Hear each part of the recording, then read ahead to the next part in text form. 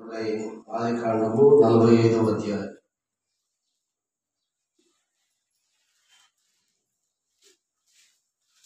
ఆది కాండము 45వ అధ్యాయం మొదటి వచనం నుండి 8వ వచనం వరకు మనం చదివి దైవవాక్యాన్ని ధ్యానం చేద్దాం. మనము వచనము మార్చి వచనాన్ని చదువుకుంటూ దేవుని వాక్యాన్ని అందరం కలిసి ధ్యానం చేద్దాం. అప్పుడు యోసేపు తన యొద్ద నిలిచిన అందరి ఎదుట తనను తాను అణుచుకొనజాలక, నా యొద్ద నుండి ప్రతి మనుష్యుని వెలుపలికి పంపివేయుడని బిగ్గరగా చెప్పాను. యోసేపు తన సహోదరులకు తను తాను తెలియచేసుకున్నప్పుడు ఎవరునూ అతని యొద్ద నిలిచి ఉండలేదు.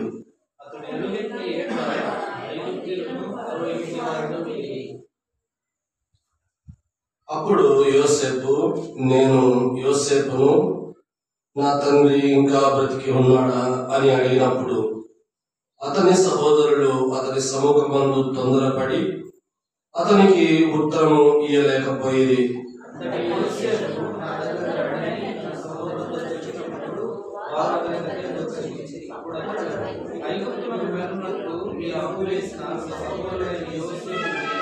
ఆయనను నేను ఇక్కడికి వచ్చినట్లు మీరు నన్ను అమ్మివేసినందుకు దుఃఖపడకుడి, అది మీకు సంతాపము పుట్టింపనీయకుడి.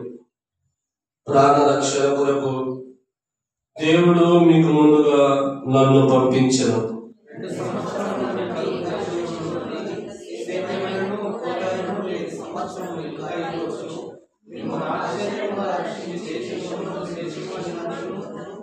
ప్రాణముతో కాపాడుటకును దేవుడు మీకు ముందుగా నన్ను పంపించెను.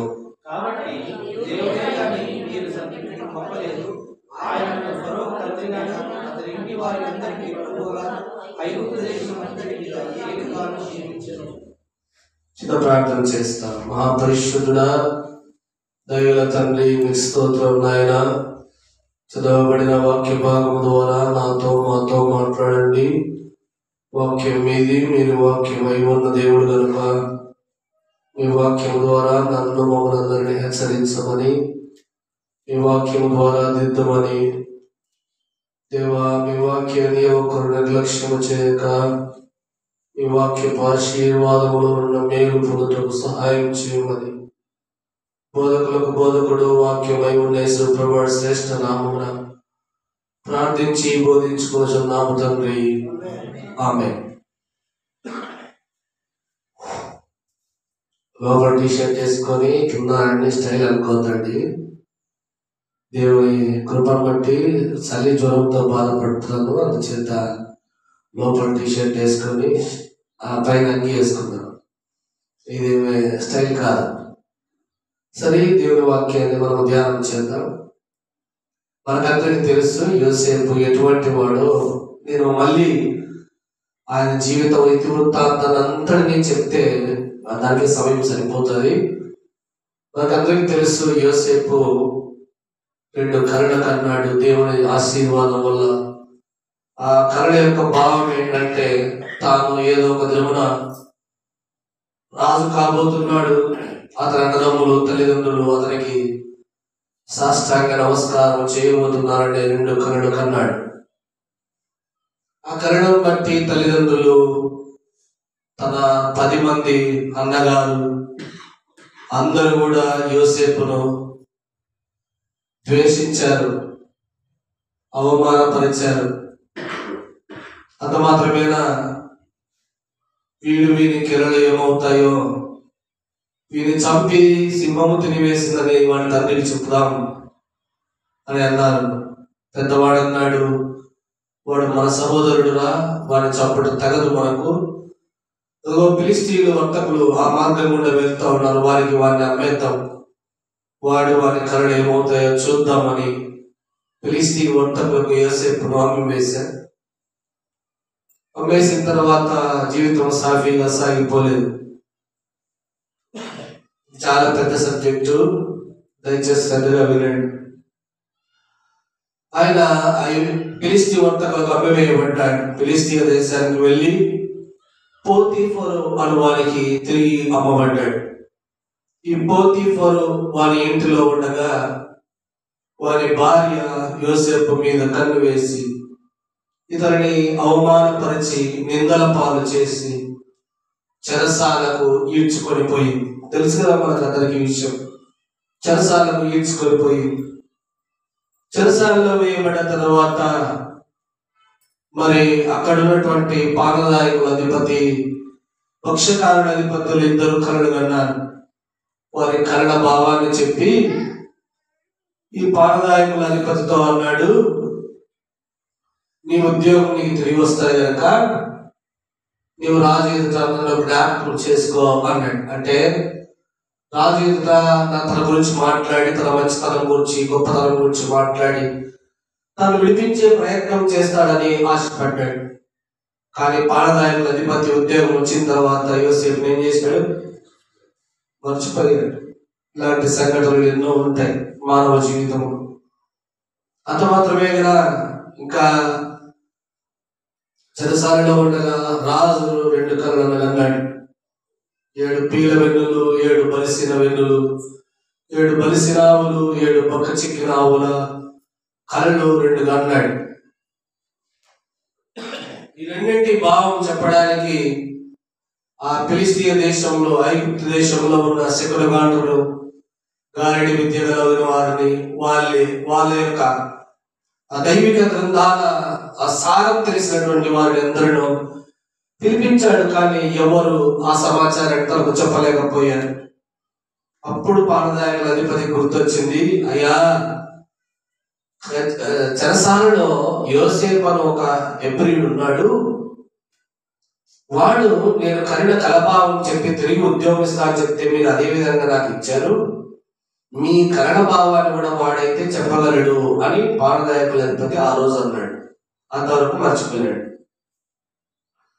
పానదాయకుల అధిపతి చెప్పింది తడవుగా చెరసాల నుండి బయటికి తీసుకొచ్చి రాజు సభకు నిలవబెట్టాలంటే ఆశామాచిగా వారి వస్త్రాలను తీసేసి మంచి వస్త్రము తొలగించి క్షౌరం చేయించి తనను ఉండగా దువ్వి పెళ్లి కొడుకు చేసినట్టుగా చేసుకుని వెళ్ళి రాజు ఎదుట నిలవబెట్టాడు.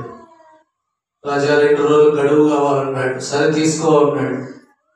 2 రోజులు గడువు తర్వాత యోసేపు 2 కళ్ళ భావాన్ని చెప్పాడు. రాజా ఆ పక్క చిక్కిన 7 పీల వెన్నులు ఏవో కావు, 7 సంవత్సరంలో కరువు కాలం. బలిసిన 7 వెన్నులు ఏవో కావు, 7 సంవత్సరాలు సమృద్ధిగా పంట పండేటువంటి కాలం. ఆ పక్క చిక్కిన ఆవులు, ఆ బలిసిన ఆవుల స్టోరీ కూడా, కథ కూడా ఇదే. కాబట్టి దేశంలో 7 సంవత్సరాలు సమృద్ధిగా పంట పండే కాలం రాబోతా ఉంది. ఆ తరువాత 7 సంవత్సరములు ఏమవుతోంది? కరువు రాబోతా ఉందని యోసేపు 2 కరణ భావాన్ని చెప్పేశాడు. చెప్పేసిన తర్వాత ఈ కరణ భావాన్ని ఇంతమంది శకునగాండ్రులు, విద్యావంతులు, జ్ఞానవంతులు ఎందరినో పిలిపించాడు కానీ ఎవడో చెప్పలేదు. నువ్వు మాత్రమే చెప్పావు కనుక ఈ పరిస్థితి నుండి, ఈ కరువు కాలము నుండి ఐగుప్తీయులను గట్టెక్కించగల తెలివి, జ్ఞానం కూడా నీకే ఉంది కాబట్టి ఈ దేశమంతటిని నీ చేతుల్లో పెడుతున్నా, నా తరువాత నీవే రాజు అని యోసేపుకు బాధ్యతలు అప్పగించేశాడు. యోసేపు 7 సంవత్సరాలు సమృద్ధిగా పంటపడిన కాలంలో రైతులందరి నుండి ధాన్యాన్ని సేకరించి రాజు గోదాములన్నీ నింపి పెట్టివేశాడు. ఎక్కడెక్కడ గోదాములు ఉన్నాయో, ఇంకా ఎక్కడక్కడ అవసరమో అక్కడ గోదాములు కట్టించి ధాన్యము గోదాముల నిండా నింపి పెట్టేశాడు. నింపేసిన తర్వాత 7 సంవత్సరాల కరువు కాలం వచ్చింది. వస్తే ఏమైంది? ఆ కరువు కనాను దేశంలో కూడా ఉండుట చేత అక్కడ ఉన్నటువంటి తన తల్లిదండ్రులకు, అన్నలకు కూడా ఏం లేదు, ఇప్పుడు ఆహారం లేదు. యాకోబు ముసలోడు కనుక్కున్నాడు. కనుక్కొని, రే ఐగుప్తు దేశంలో ధాన్యం సమృద్ధిగా ఉందంట, మీరు వెళ్ళి మన కొరకు ధాన్యం కొనుక్కొని రాపోండి ఆ 10 మంది అన్నలను పురమాయించి పంపించాడు. చాలా 2-3 సార్లు వాళ్ళు వచ్చారు. అదంతా చెప్పు సమయం చాలదు. 2-3 సార్లు వచ్చారు. మొదట వచ్చినప్పుడే తన అన్నలను యోసేపు గుర్తుపట్టాడు, కానీ తనను తాను బయలుపరచుకోలేదు. 2-3 సార్లు వచ్చిన తర్వాత వారి మీద ఒకసారి దొంగతనం మోపాడు. వారిని కొంత ఇబ్బందులు పాలు చేశాడు. తన అన్నల గురించి బాగా తెలుసుకున్నాడు. వారు ఏం చేస్తా ఉన్నారు, తల్లిదండ్రులు బ్రతికి ఉన్నారా, ఈ విషయాలన్నింటినీ వారి దగ్గర సేకరించాడు. వారి తమ్ముడు యోసేపు తమ్ముడు ఒకడు ఉన్నాడు. రాహేలు కరిని 2 కుమారులు, యోసేపు ఒకడు, బెన్యామీను అనేవాడు 2 కుమారులు రాహేలుకు. యాకోబు 14 సంవత్సరాలు కొలువు చేసుకున్నాడు అది రాహేలుని. ఆమెకి 2 సంతానము, యోసేపు బెన్యామీను అని 2 సంతానం.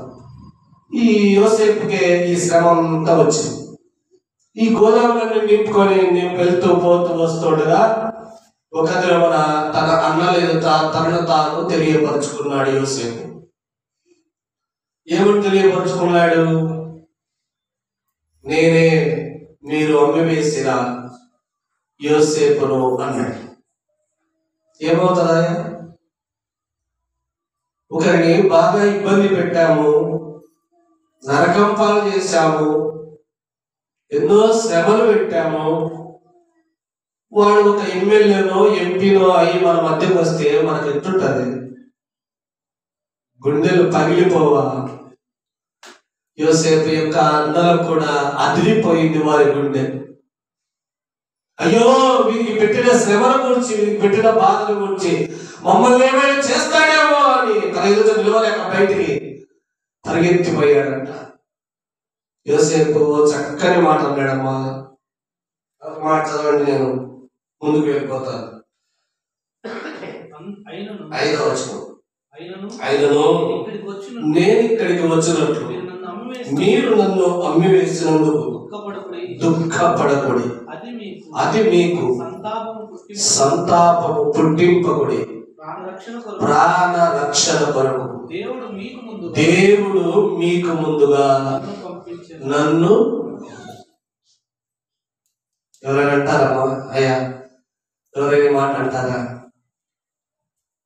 ఇంత శ్రమ, ఇంత బాధ, ఇన్ని ఇబ్బందులు పెట్టినటువంటి అన్నల గురించి ఇప్పుడు రాజు తాను అనుకుంటే ఒక్క ఖడ్గముతో అందరినీ హతమార్చగలడు. ఆహారం ఇవ్వకుండా ఆకలి చేత చంపేయగలడు. ఎంత అధికారం తన చేతుల్లో ఉంది. యోసేపు ఎదుట ధాన్యానికి వచ్చినప్పుడల్లా సాగిలపడి నమస్కరిస్తా ఉన్నారు, అయ్యా అని. యోసేపు ఆ కరణ భావం చెప్పినప్పుడు ఏమన్నారు? నువ్వు మా మీద రాజు అవుతావు, పిచ్చోడా అని అతడిని అవమానపరిచారు, దూషించారు, హేళన చేశారు. ఇంట్రొడక్షన్ మాత్రమే, చాలా సమస్య ఇందులో ఉంది. ఇంకా చెప్పాలంటే ఆయన ఈ స్థితికి, ఈ పరిస్థితికి వచ్చేసరికి తన అన్నలకు తనను తాను తెలియపరుచుకునేసరికి తన అన్నల గుండెల్లో రైళ్లు పరిగెత్తా ఉన్నాయి. ఏం చేస్తాడో. యోసేపు ఎంత చక్కని మాట తన సహోదరులతో అన్నాడు. ఏమన్నాడు? నేను ఇక్కడికి వచ్చినట్లుగా మీరు నన్ను అమ్మివేసినందుకు ఏం చేయొద్దండి, దుఃఖపడద్దు, సంతాపపడద్దండి, ప్రాణ రక్షణ కొరకు దేవుడు. ఎవరంట? దేవుడు పంపించాడా? ఎవరు పంపించాడు? అన్నలు పంపించాడు. అన్నలు అమ్మేశారు. వీని కళ్ళు ఏమవుతాయి చూద్దాం పద. బానిసత్వానికి అమ్మేశారు. ఆశీర్వదించిన దేవుడు, వాగ్దానము చేసిన దేవుడు మాత్రము తన చెయ్యి విడిచిపెట్టలేదు. అన్నదమ్ములంతా వీని కళ్ళు ఏమవుతాయో చూద్దామని బానిసత్వానికి అమ్మేస్తే బానిసత్వంలో ఇంకెప్పుడు రాజు అవుతాడు వీడు అనుకున్నారు. దేవుడు బానిస దేశంలో రాజును చేసి తాను వాగ్దానము చేసినట్టుగా తన సహోదరులు, తన తల్లిదండ్రులు అందరూ వచ్చి యోసేపు దగ్గర సాష్టాంగ నమస్కారం చేసేటట్టుగా ఎవరు చేశారు? దేవుడే చేశాడు. అందుకే యోసేపు ఏమన్నాడంటే, ప్రాణ రక్షణ కొరకు దేవుడు మీకు ముందుగా నన్ను పంపించాడు. ఎవరంటారు? ఇన్ని సమస్యలు, ఇన్ని బాధలు, ఇన్ని ఇబ్బందులు, ఇన్ని కట్లు, ఇంత శ్రమలో ఇంత జీవితాన్ని, ఇంత దుర్భర జీవితాన్ని బానిస బ్రతికిన ఈ జీవితాన్ని ఉద్దేశించి తన సహోదరుడు తన కళ్ళతో నిలవబడితే తాను రాజై ఖడ్గవీరుడై వారిని ఒక్క మాట సెలవిస్తే చాలు తలలు తెచ్చి యోసేపు కాళ్ళ దగ్గర పడవేసేటువంటి గొప్ప సైన్యం ఉన్నప్పటికీ యోసేపు అన్నాడు, అనలారా మీరు నన్ను నమ్మేసినందుకు బాధపడద్దండి, నా ప్రాణ రక్షణ కొరకు దేవుడు మీకు ముందుగా నన్ను పంపించాడు. ఎప్పుడన్నాడు అయ్యా? ఎప్పుడన్నాడు ఈ మాట? ఎప్పుడన్నాడు ఈ మాట? తాను అనక ముందు తన జీవితంలో సంభవించిన సంభవాలు ఎన్ని, తన జీవితంలో దేవుడు ఆశీర్వదించి తనను సంతోషింపజేశాడు. సంతోషమైందా లేదా? సంతోషించాడు. తన అన్నలు తనలో పిలిచి వర్తకులకు అమ్మేసి బానిసలు తాను అమ్మేసి దుఃఖపడ్డాడు, వేదన పడ్డాడు, వ్యాకుల పడ్డాడు, ఎన్నో నిద్రలేని రాత్రులు గడిపి ఉంటాడు. పోనీ బానిస దేశంలో ఏదో పని చేసుకుంటూ చక్కగా బతుకుతున్నాడా అంటే లేదు. తిరిగి పోతీఫర్ భార్య యోసేపు మీద కన్నేసి ఏం చేసింది? చెరసాలకు పంపించింది. పోనైనా నువ్వు చెరసాలలో ఉండు. చెరసాల జీవితాన్ని జీవించాడు దాదాపు 3-4 సంవత్సరాలు. ఎంత భయంకరంగా కొట్టబడి ఉంటాడు, ఈడవబడి ఉంటాడు, ఎంత భయంకరంగా దూషింపబడి ఉంటాడు, అవమానపరచబడి ఉంటాడు, ఎన్ని నిందల పాలయ్యాడు, ఎంత దూషణ పాలయ్యాడు, ఇన్ని దూషణలు, ఇన్ని అవమానాలు, ఇన్ని నిందలు, ఇన్ని సంతోషాలు, ఇన్ని బాధలు తన హృదయంలో పెట్టుకొని కూడా పాలంటున్నాడు. ప్రాణ రక్షణ కొరకు మీకు ముందుగా దేవుడు నన్ను పంపించాడన్నా, బాధపడద్దండి అంటున్నాడు. ఎంత ప్రేమ, ఎంత ప్రేమ! ఇంత శ్రమ అనుభవించి నీవు నేను మనమైతే అనగలమా? అనేకులు యోసేపును ఆశీర్వదించి తనకు 2 కలలిచ్చినటువంటి ఆనందంలోనే నేటి క్రైస్తవ సమాజము దేవుని పిల్లలు, దేవుని ప్రజలందరూ కూడా నిలిచిపోతా ఉన్నారు. ఇప్పుడు దేవుడు అంటే కేవలము ఆశీర్వాదము, దేవుడు అంటే కేవలము రాజభవనాలు, ఇల్లు, కార్లు, ఉద్యోగాలు, పెళ్లిళ్ళు, ఇవే అనుకుంటున్నారు. అనేకులు ఇక్కడే ఆగిపోతా ఉన్నారు. తాను వాగ్దానం చేసిన తాను రాజ్యాన్ని స్వతంత్రించుకొని తన రాజ్య వారసులయ్యేటువంటి యోగ్యత నీకు నాకు ప్రభు ఇచ్చినప్పటికీ అనేకులు ఎక్కడ ఆగిపోతా ఉన్నారు? ఇదిగో దేవుడు ఇచ్చినటువంటి సంతోషం దగ్గరే, ఆశీర్వాదం దగ్గరే ఆగిపోయి నేనేమంటున్నానంటే, స్వస్థత కలిగితేనే దేవుడు, లేదా ఆశీర్వదిస్తేనే దేవుడు, లేకపోతే దేవుడు లేడు అని దేవుని సంఘం ఈరోజు ఆగిపోతా ఉంది. ఇక్కడే యోసేపు ఆగిపోలేదు.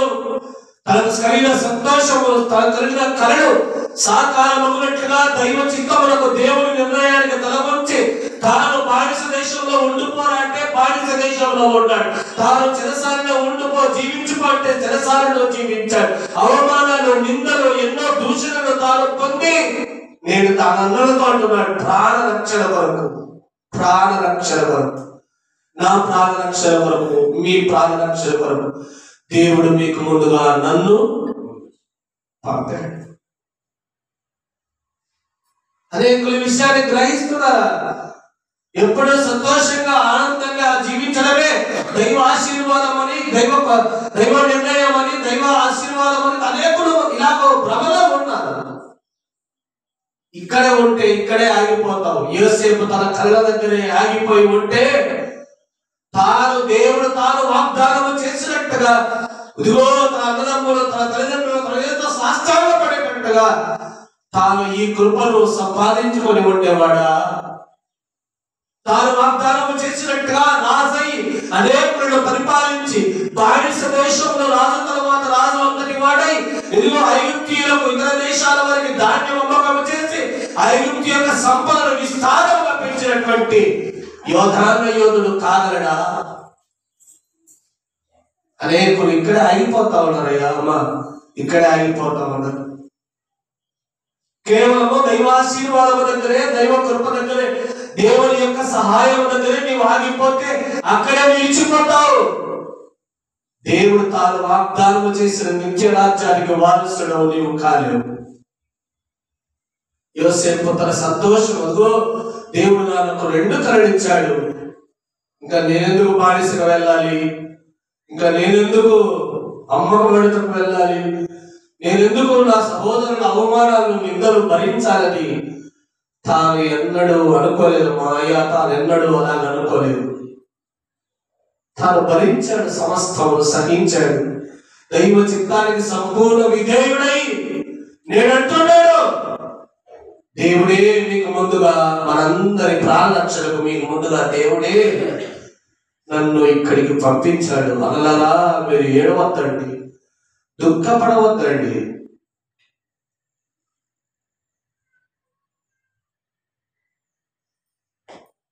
ఇంకా యోసేపు జీవితంలో సంతోషం ఒకటే కాదు, ఎన్ని బాధలు పడ్డాడు కదా. తన అన్నలు భయంకరంగా కొట్టి సంపాదన చూస్తే ఎంతగానో దూషణకరంగా మాట్లాడుతూ ఉంటే, అవమానకరంగా మాట్లాడుతూ ఉంటే సహించాడు, భరించాడు.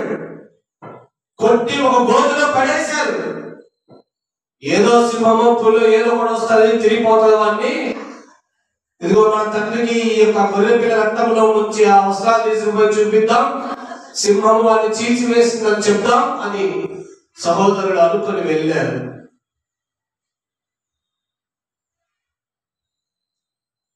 కాబట్టి మన జీవితంలో సంతోషము దగ్గరే, దైవాశీర్వాదము దగ్గరే ఆగిపోదమా? లేదు దైవ చిత్తములకు సంపూర్ణమైన విధేయులమై తాను మన జీవితంలో అనుగ్రహించుచున్న చేయించున్న ప్రతి కార్యములో సంపూర్ణ విధేయులమై, తండ్రి ఇది నీ చిత్తము, ఇది నీ చిత్తమని ఆయన చిత్తానికి లోబడుతూ ఆయన సన్నిధిలో ముందుకు సాగిపోదమా? యోబు జీవితంలో పిల్లలు, తల్లిదండ్రులు, అన్నదమ్ములు, గొడ్లు, గోదాములు, గొర్రెలు, ఒంటెలు, గాడిదలు, ఎద్దులు అన్ని కూడా వెళ్ళిపోతే కూడా అన్నాడు, యెహోవా ఇచ్చెను, యెహోవా తీసుకొని పోయి. ఆయన శూన్యములో నుండి సృష్టిని కలుగజేసిన వాడు, నీవు శూన్యములో పడిపోతే మాత్రం నిన్ను చేయబడిస్తాడా? తన అన్నలు అనుకున్నారు వీడు బానిసగా అమ్మి వేస్తే ఇక వాడు వాడిని కరణ ఏమవుతాయి, వాడు బానిసగానే బ్రతుకుతాడు, రాజెట్లా అవుతాడని వారు అనుకున్నారు.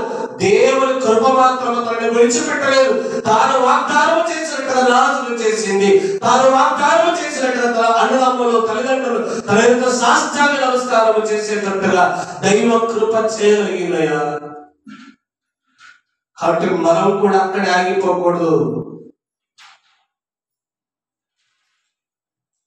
అయ్యో దేవుని మందిరానికి వస్తా ఉన్నా, ఏం జరుగుతా ఉంది, ఏమైతుంది, ఏమీ కాలే, ఏం దేవుడు ఉన్నాడా అసలు అనే స్థితిలో భ్రమలో అనేకులు బ్రతుకుతా ఉన్నారు. లేదు,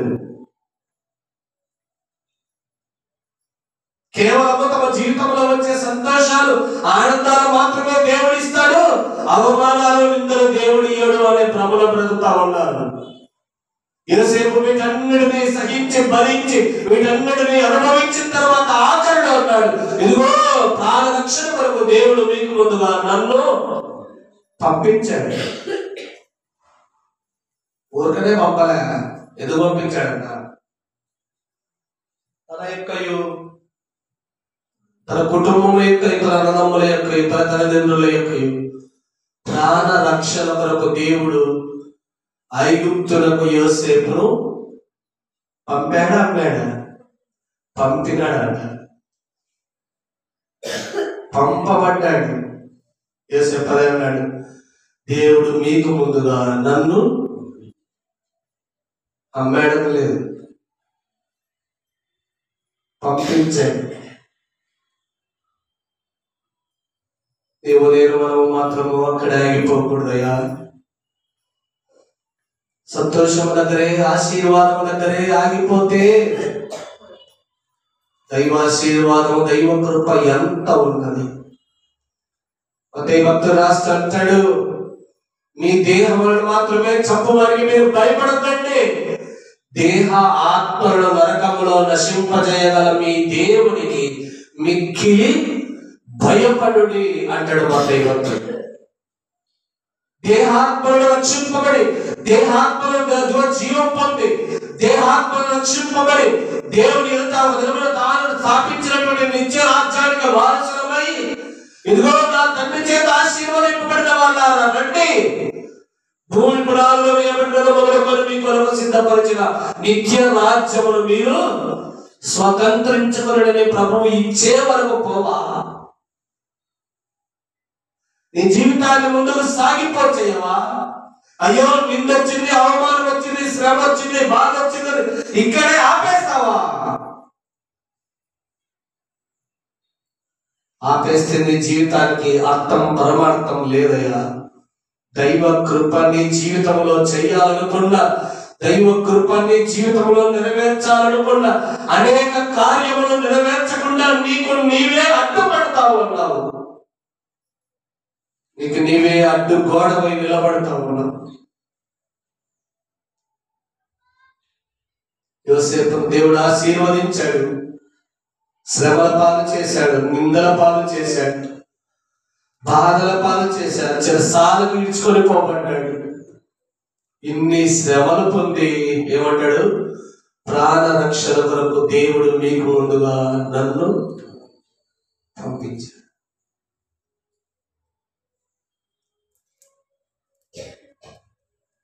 మనలో ఎవరైనా మన సహోదరుడు చెరసాలకు అప్పగిస్తే మన ఊరికే ఉంటామా? అంత మాత్రం ఎందుకు, మన ప్రభు అయిన యేసుక్రీస్తు ప్రభువారిని చూడండి. ఇస్కరియోతు యూదా ఎవరు? తన 12 మంది శిష్యులలో ఒకడు. తాను ఎంతగానో ప్రేమించి ఏర్పాటు చేసుకున్న తన శిష్యులలో ఒకడు. వాడే ప్రభువారిని శిలువ మరణానికి ఏం చేశాడు? అమ్మేశాడా, అప్పగించాడా? అమ్మేశాడు. ప్రభు అన్నాడా, ఏమయ్యా యూదా నన్ను అమ్మేస్తున్నావా అన్నాడా? దైవ చిత్తం ఇలా జరగవలసి ఉన్నది కనుక జరగని అన్నాడు. అందుకే మన ప్రభువు ఈరోజు మనము రక్షకుడు, నా విమోచకుడు, నా దేవుడు, నా ప్రభువు అని మనము చెప్పుకోగలుగుతున్నామయ్యా. లేకపోయి ఉంటే ఆ శిలువ శ్రమ, ఆ శిలువ బాధ తాను మనస్ఫూర్తిగా హృదయపూర్వకంగా స్వీకరించకపోయి ఉంటే, తండ్రి ఈ భయంకరమైన నిందలు బాధలు నేను పడలేను, నన్ను తప్పించుడాయనా అని తండ్రితో మొరుపెట్టి తప్పించుకొని ఉంటే నేడు నేను రక్షింపబడి లాగున తండ్రి అబ్బాని పిలుచు ప్రభువును ఆరాధించగలిగేవారా?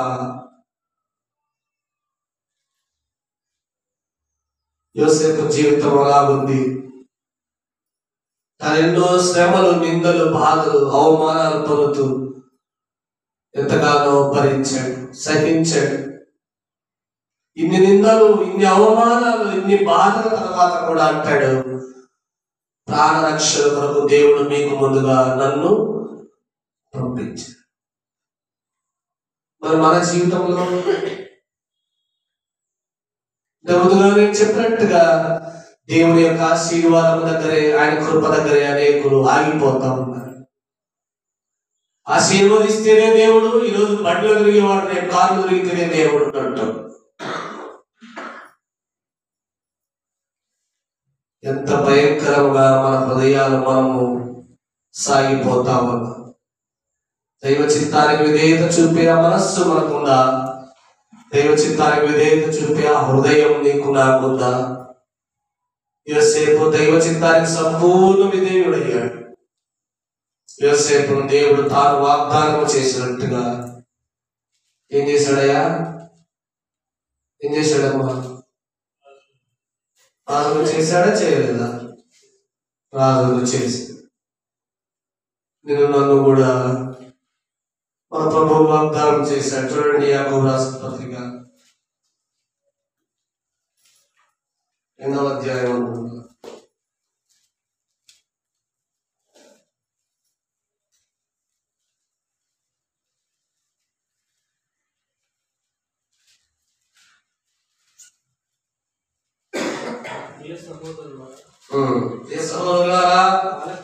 ఆలకించుడి. ఈ లోక విషయంలో దరిద్రులైన వారిని విశ్వాసమందు భాగ్యవంతులుగాను తన్ను ప్రేమించు వారికి తాను వాగ్దానము చేసిన రాజ్యములకు దేనికి ఎంత దేనికి వారసులంట రాజ్యమునకు వారసులు రాజ్యమునకు వారసులుగాను ఉండుటకు దేవుడు ఏర్పరచుకోలేదా? ఆయన రాజ్యానికి వారసుడు కావా? వద్దా? ఆయన రాజ్య వారసుడిగా ఉండకూడలేదా నీవు? తాను నీకు వాగ్దానం చేశాడు, ఇదిగో నేను మరలా వచ్చి నేనున్న స్థలంలో మీరులో ఉండలాగా నేను త్వరగా వచ్చి మిమ్మల్ని తీసుకొని పోతున్నని తాను వాగ్దానం చేయలేదా? మరి తన రాజ్యములకు నీవు రాజుగా అభిషిక్తుడవుగా తన రాజ్యానికి వారసుడవుగా తాను ఏలవు రాజ్యములు రాజువై అధికారివై అనేకులు నీరు సాష్టాంగ పడేటట్టుగా ప్రభువు చేయబోతున్నాడు. ఆ రాజ్యము నీకు వద్దా? ఈ యొక్క ఆశీర్వాదంలోనే ఈ లోక సంబంధమైన మేలులోనే నిలిచిపోతావా? దైవాశీర్వాదమును పొందుకోవాలంటే మనం దైవ చిత్తానికి సంపూర్ణ విధేయత చూపవలసిందే. అందుకే రోమీయులకు రాస్తూ పౌలుకు మాట్లాడిన 2 మాటలు చూపించిన ముగించేస్తాను. 8వ అధ్యాయం రోమీయులకు రాసిన పత్రిక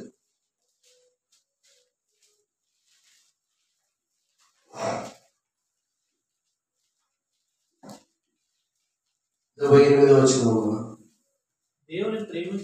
దేవుని ప్రేమించు వారికి అనగా తన సంకల్పము చొప్పున పిలువబడిన వారికి మేలు కలుగుటకై సమస్తమును సమకూడి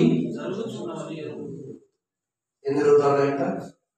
సమస్తమును సమకూడి జరుగుతాయి. యోసేపు జీవితంలో ఏమేమి జరిగినాయి? దైవాశీర్వాదాన్ని పొందుకున్నాడు,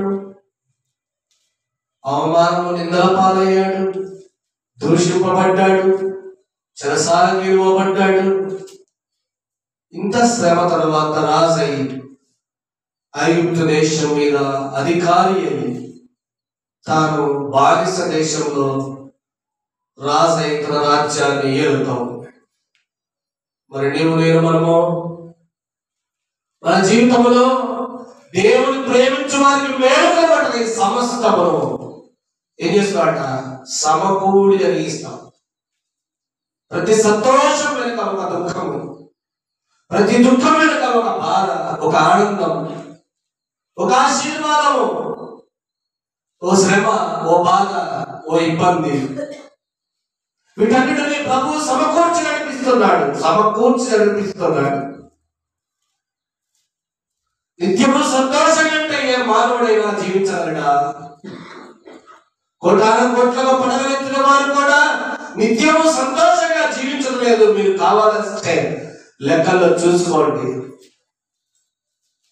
కోట్లుగా పడగలెత్తిన వారికి వారి సమస్యలు, వారి బాధలు, వారి ఇబ్బందులు వారికి ఉన్నాయి. నిత్యము శ్రమతో వేదనతో నలిగిపోతా ఉన్నారు, బాధపడతా ఉన్నారు. మరి నీ నా జీవితంలో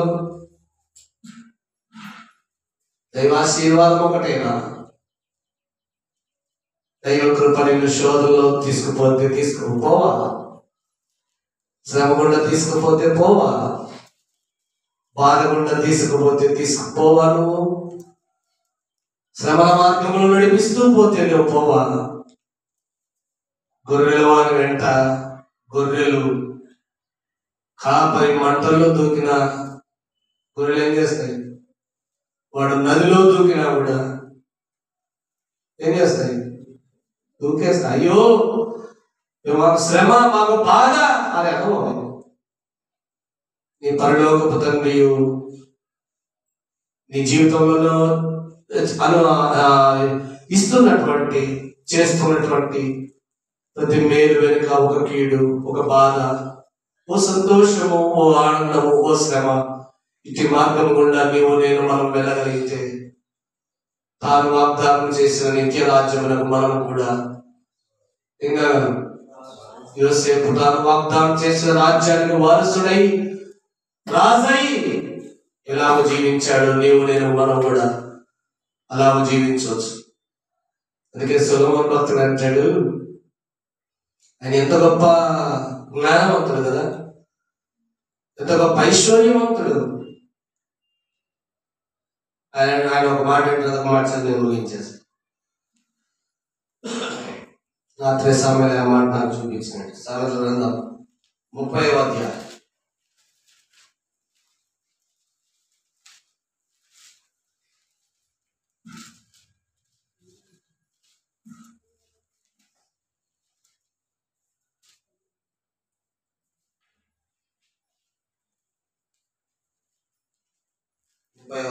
8-9 వచ్చిన వ్యర్థమైన వాటిని అబద్ధములను నాకు దూరముగా నుంచుము. పేదరికములైనను ఐశ్వర్యములైనను నాకు దయచేయకు. తగినంత ఆహారం నాకు అనుగ్రహింపము. ఎక్కువైన ఎడల కడుపు నిండిన వాడనై ఏం చేస్తాడంట? విసర్జించాడా? విసర్జించలేదా? కడుపు నిండిన వాడై విస్తారమైన సంపద గలవాడై ఇష్టానుసారంగా 1000 మంది భార్యలు చేసుకొని వారి మనస్సు వారి భార్యలు ఏం చేసినట్ట? త్రిప్పి వేసింది. మొదటి 11వ అధ్యాయం తిప్పేసినారు. అందుకే సొలొమోను అంటున్నాడు ఇప్పుడు, అయ్యా కడుపు నిండిన వాడనై నిన్ను విసర్జించి నిన్ను విడిచిపెట్టి నీ చిత్తానికి లోబడక నీ మాటకు లోబడక యెహోవా ఎవడని నేను అంటానేమో. కాబట్టి ఇంకా లేక బీదనై దొంగిలి నా దేవుని నామమును దూషింతునేమో.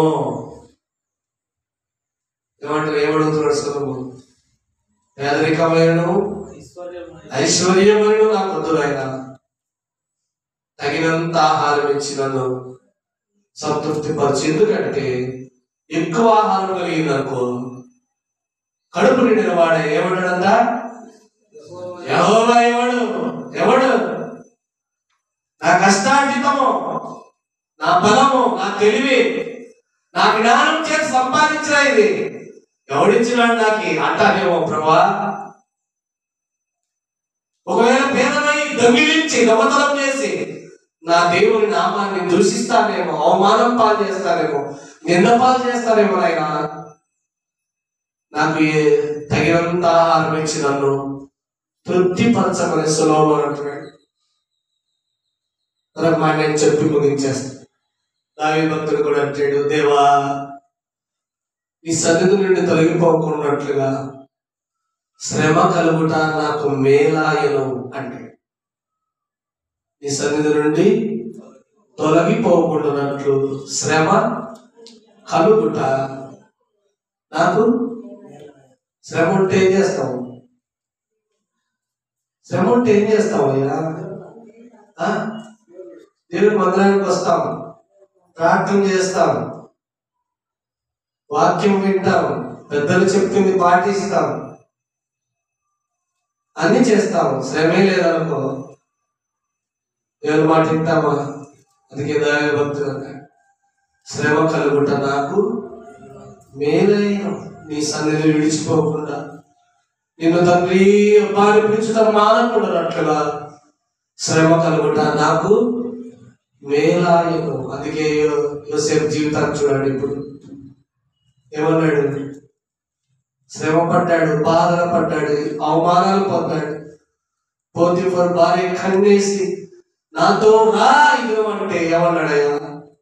అయ్యో అమ్మా, నా యజమాడు తన ఇంటరున్నంతా నాకు అప్పగించాడు కన్ను తప్ప.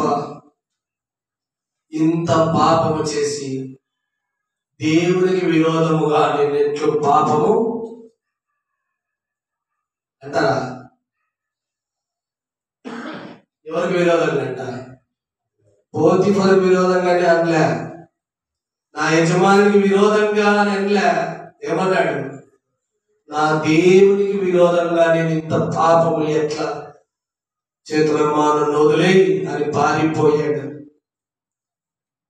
దైవ చిత్తానికి నీవు ఇలాగ విధేయత చూపితే నీ జీవితంలో సమకూడు జరిగి తాను జరిగించుచున్న ప్రతి మార్గము కూడా అది సంతోషమైన, బాధైన, శ్రమైన, దుఃఖమైన, వేదనైన, ఆనందమైన, మరి అట్టిది ఏదైనా సరే నీ జీవితంలో దైవ చిత్తములకు సంపూర్ణ విధేయుడై నీ జీవిత యాత్రను కొనసాగింప చేసినట్లయితే ఒక దినం ఉన్నది నీ ప్రభువు తాను వాగ్దానం చేసిన నిత్య రాజ్యములకు నిన్ను వారసురాలిగా చేసి తన సన్నిధిలో నిన్ను నన్ను పెట్టుకొనబోతూ ఉన్నాడు.